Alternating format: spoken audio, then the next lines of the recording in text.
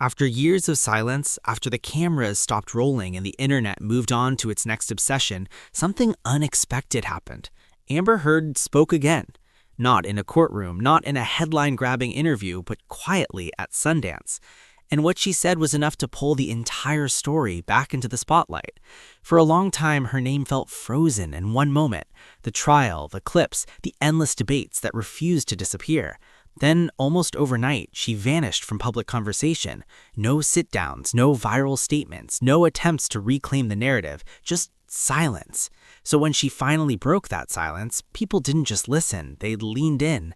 What she revealed wasn't loud or dramatic, it was restrained, almost fragile, and that made it far more unsettling. This wasn't a comeback, it felt more like a confession. The legal battle between Amber Heard and Johnny Depp was never just a court case. It became a global spectacle. Live-streamed testimony, viral sound bites, millions of strangers dissecting every expression, every pause, every word. For weeks, it dominated timelines, group chats, and late-night arguments.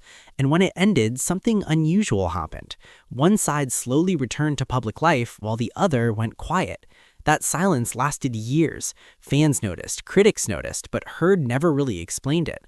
There was no dramatic exit statement, no emotional documentary tour, just a gradual disappearance from the noise. Until Sundance. The setting alone caught people off guard. Sundance isn't where you expect tabloid moments. It's quieter, more reflective, less performative. That's exactly where Heard appeared, connected to a documentary focused on how public legal battles can affect people long after verdicts are handed down. She didn't arrive with a speech prepared. She didn't position herself as the center of the story. In fact, she made it clear she wasn't there to relive the past or argue legal points. But then, she said something that stopped reporters cold. She admitted that after the trial, she felt like she had lost her ability to speak.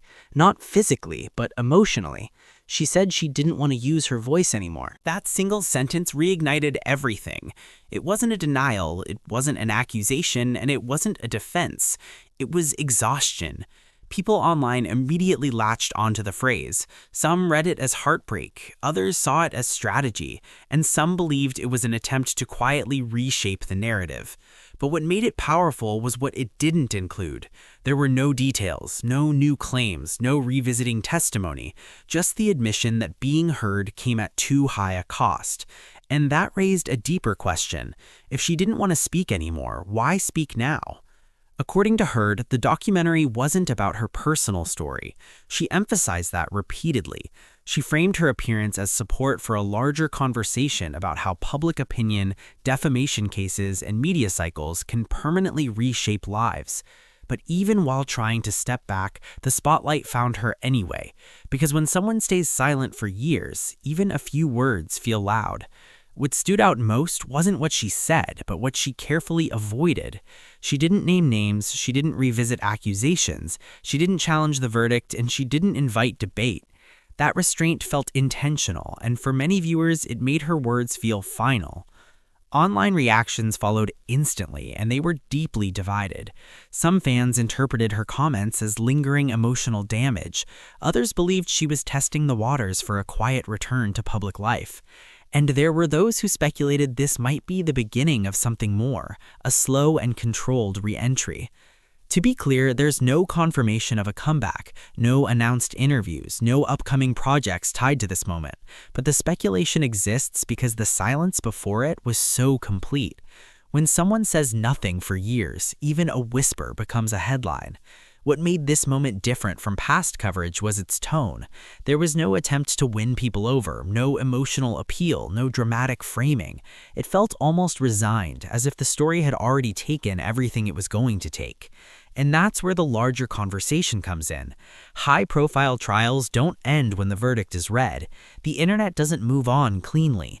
Clips live forever, opinions harden, memes replace nuance. For the people involved, there's no reset button. Heard's comments tapped into that reality, not just for herself, but for anyone whose personal life becomes public property. She didn't argue whether the world judged her fairly. She didn't try to correct the record. She simply acknowledged that the experience changed her permanently. That's not the language of someone preparing for another round. It's the language of someone stepping away. Still, the reaction proved one thing. The story never really left. It was waiting. and the moment she spoke, it rushed back like it had never gone away. Some observers pointed out how different this appearance felt compared to the past, less guarded, but also less invested in being understood, almost as if she had accepted that no explanation would ever be enough. In today's culture, silence is often interpreted as guilt or defeat, but sometimes silence is survival. Sometimes it's the only way forward. Heard's words didn't rewrite history and they didn't change verdicts, but they reframed the aftermath. They reminded people that even when the cameras turn off, the consequences remain. That may be why this moment resonated more than anything she could have said during the height of the chaos. It wasn't reactive, it wasn't defensive, and it wasn't trying to convince anyone. It was simply tired. As the festival moved on and new films took over the headlines, her comments lingered.